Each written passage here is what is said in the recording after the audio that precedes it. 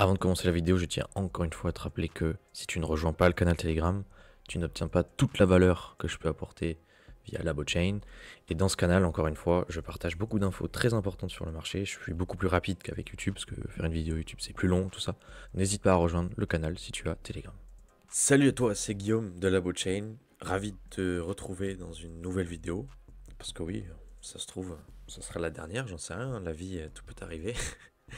Non, sans deck, je suis vraiment content parce que j'ai de nouvelles données entre les mains et j'ai pris un peu de recul ces derniers jours aussi et j'aimerais te présenter tout ça. Donc j'aimerais parler du fait que Bitcoin tend vers l'infini, que l'euro tend vers zéro. Oui, oui, oui. Donc laisse-moi t'expliquer simplement pourquoi le pouvoir d'achat des euros que tu détiens et que je détiens aussi tend vers des miettes, et encore c'est mignon des miettes, et que le Bitcoin, le BTC que tu détiens, tend vers une autre galaxie. Donc là, je vais te présenter des éléments que j'ai partagés dans le TGE, dans mon canal public Telegram. Donc, je disais, en attendant la Up Only Season, je me dis que faire un peu de maths autour de Bitcoin ne peut pas faire de mal. J'ai terminé un podcast donc avec, c'était Jeff Booth, Green Candle Retiring on 0.01 Bitcoin could be easy. Donc là, voilà, je pourrais mettre la vidéo éventuellement dans la description pour que tu ailles voir ça. Donc je me suis demandé pourquoi 43 millions de dollars, voilà, pour un Bitcoin. J'ai direct pensé au fameux 900 trillions, donc 900 000 millions, qui représente la capi de l'IMO, donc on est à 300-350 trillions, le marché des actions, 121, les obligations, les dérivés et les matières premières. Le tout divisé par l'offre totale de Bitcoin, donc 21 millions, ça fait bien 43 millions. D'ailleurs, ça me fait penser que divisé par 21 millions, c'est peut-être même pas... C'est pas vraiment pertinent. Pourquoi? Parce qu'il y en a plusieurs millions qui ne bougeront plus. Je pense qu'on est plus à 16-17 millions qui sont susceptibles de revenir en circulation. Voilà.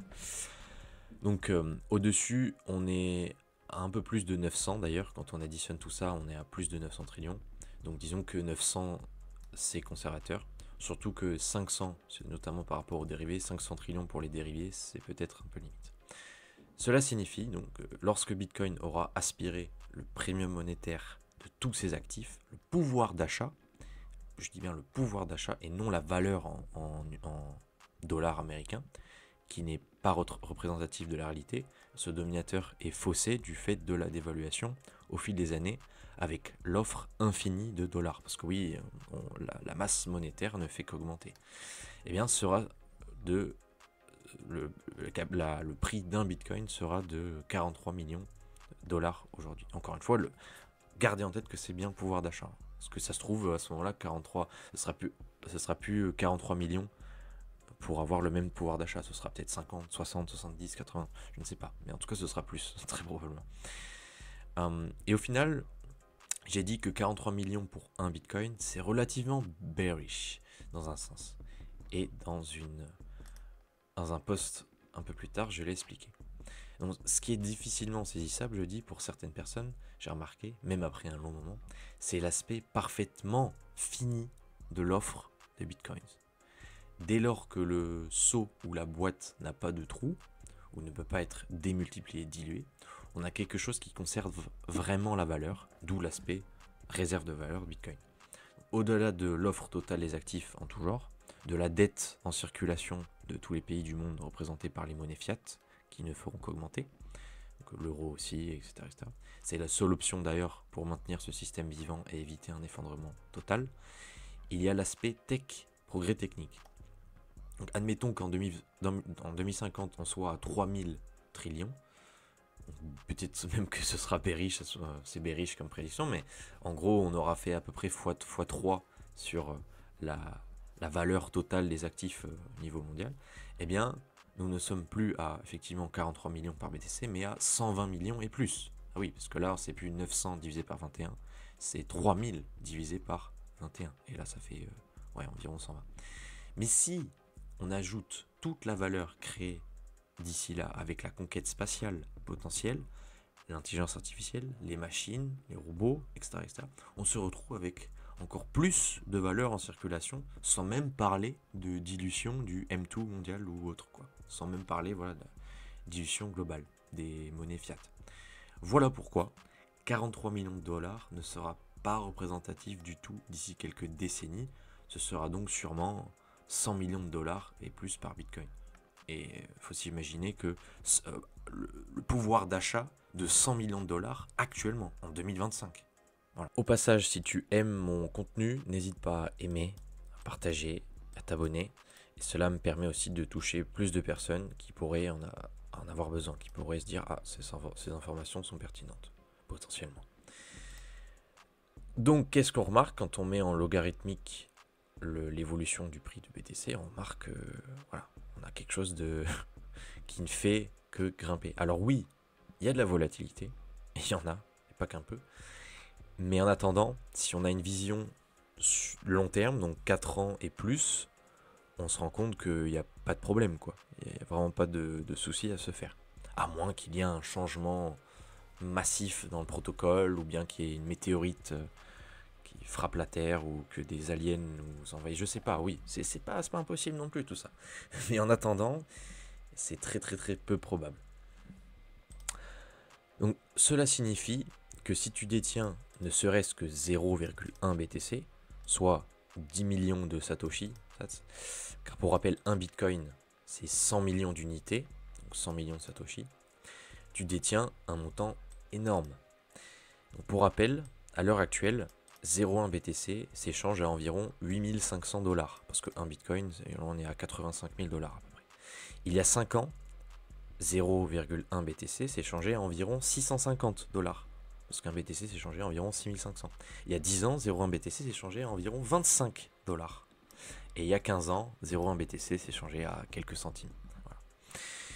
Donc ce qu'il faut prendre en compte, c'est que plus on attend, mathématiquement parlant, plus voilà, on va payer cher le 0,1 BTC, enfin quelconque montant de Bitcoin. Mais là, en l'occurrence, je parle de 0,1 BTC parce que ça reste un montant, je dirais, clair, facile à comprendre par rapport à un Bitcoin. C'est 10% d'un Bitcoin, voilà.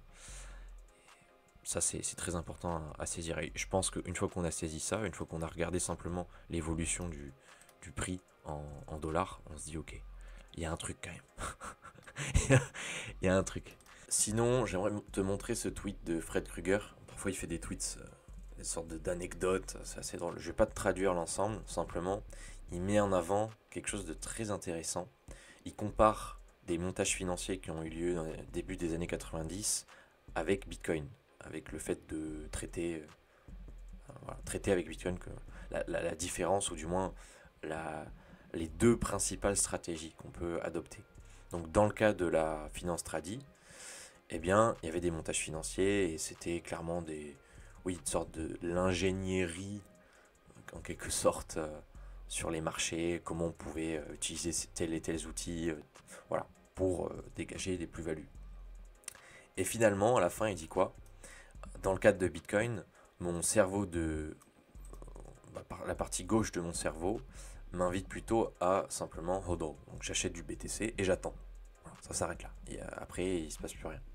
Et Josh, donc là c'est plus la partie droite du cerveau, is looking for the exact entry and exit points.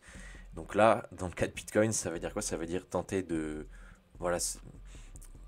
trade tout simplement, de se dire ok, Bitcoin il va peut-être top en octobre 2025, donc je vais vendre à ce moment-là et je vais racheter au prochain bottom de 4 ans, donc probablement fin 2026. Comme ça, je vais doubler, tripler, quadrupler mon spot, quoi, ma position en BTC. Parce que voilà, c'est une stratégie qui peut être intéressante. Mais là, encore une fois, Josh, en fait, représente cette stratégie-là, avec ses montages financiers, ses trucs à droite à gauche. Mais j'avais fait une petite recherche, effectivement, le cerveau gauche est souvent associé à la logique, l'analyse, le langage et les tâches rationnelles. Voilà. Donc là, c'est plus la partie donc, qui va te dire, qui va t'encourager à hodl, juste j'achète du Bitcoin et j'attends. Et cerveau droit, donc c'est plus Josh qui fait ces conneries là. Et qui, voilà, là c'est plus lié à la créativité, l'intuition, les émotions et la perception globale. Parce que oui, quand on y réfléchit bien, avec les données que je t'ai montrées il y a quelques minutes, ne serait-ce que voilà, détenir un montant conséquent de BTC et attendre, c'est déjà une dinguerie. sur le long terme. C'est une dinguerie. Mais il y a quand même une partie de Noël qui se dit, ah ouais, c'est bien certes, mais si seulement je pouvais doubler, tripler, quadrupler cette position, mais sur le long terme, ce serait encore plus gros. Mais là, voilà, c'est ça qui met en avant Fred Krueger, c'est que, voilà, attention. Est-ce qu'on est plus en mode gambler? On est plus en mode, voilà, on va jouer un peu en mode casino aussi, ou est-ce que simplement on utilise le côté rationnel de notre être, et on se dit non, voilà, je hodl, j'achète du BTC, et j'attends, patiemment. En tout cas, ce qui est sûr, c'est que si une personne, je sais pas, qui a la soixantaine, ou même peut-être même pas, hein, 40, cinquantaine, déjà, voilà, elle se dit, ouh là là, ça veut dire que depuis des décennies, on m'entube avec cet euro, ce système monétaire. Et là, ce qu'il dit Bitcoin for Freedom, c'est qu'effectivement, réaliser que on t'a entubé, on t'a scam pendant toute ta vie, enfin, en tout cas jusqu'à maintenant, et que ce sont les banquiers centraux, notamment le cartel des banquiers centraux qui a commis cette fraude, eh bien, ça fait mal, comme il dit. Et beaucoup de gens ne peuvent pas supporter la douleur de cette vérité. Donc qu'est-ce qu'ils font? Ben, ils font l'autruche, quoi. Ils se disent, bon, ben, ouais, oui, peut-être, ou... Mais ils peuvent pas enlever ce voile et se dire, ok, voilà la réalité, voilà ce qu'il faut que je fasse pour quand même essayer de sauver les meubles. Non. Et ils vont continuer à se faire entuber. Et je constate que certaines personnes font le pas, même à 30 ans, 40 ans, 50 ans, plus, mais d'autres, non, ce n'est pas possible. C'est parce qu'ils n'ont pas la force d'affronter la vérité, quoi. De se dire, ok, je, je me suis fait... Voilà, c'est comme ça. Là, il y a ce tweet que j'avais pas vu, je le connais pas, mais juste il a mis en avant quelque chose donc, de très pertinent. C'est qu'à un certain stade, on disait, ok, là, disons que tu as besoin de 3,5 bitcoins pour avoir voilà, un montant conséquent. Voilà. Et puis, ils ont commencé à dire, bon, au moins un bitcoin. Et là, récemment, on est passé d'un bitcoin à 0,1 bitcoin. Ça veut dire quoi? Ça veut dire que même un jour, détenir 0,01 bitcoin, donc à l'heure actuelle, ça fait à peu près 800 dollars pour se prendre ce montant, ce sera de new point one en fait. Et c'est ça qui est fascinant avec Bitcoin, c'est que ça s'arrête pas, quoi. À la fin, j'imagine même que 0,001 Bitcoin, maintenant c'est voilà, c'est 80 dollars, tout le monde peut se payer ça, je pense. Enfin, la plupart des gens, ben, ce sera inatteignable. Pareil pour la plupart des gens, parce que ça coûtera une blinde en dollars, en euros et tout, quoi. Donc ma stratégie, garder le moins possible d'euros et le plus possible de BTC. Je ne touche à mon BTC que s'il y a une nécessité. Et bien sûr, j'encourage à étudier le système monétaire et Bitcoin pour que cette stratégie soit adoptée par le plus grand nombre, éventuellement. Cela reste un choix personnel, selon moi. On ne peut on ne peut pas forcer quelqu'un à passer à l'action. Et not financial advice. Donc n'oublie pas de rejoindre le canal public Telegram, là où je partage des informations très intéressantes et de manière très régulière. Pas forcément tous les jours, mais voilà, une fois tous les 2 jours en général. Des choses qui peuvent te servir. Et dans pas longtemps, vu qu'on va passer les 100 personnes, là on est à, je crois, 73, 75, il y aura des nouveautés, des choses qui pourront, je pense, te plaire. Donc let's go, si t'as Telegram. Sur ce, je te souhaite une excellente journée, une excellente soirée. Prends bien soin de toi. C'était Guillaume de la Blockchain.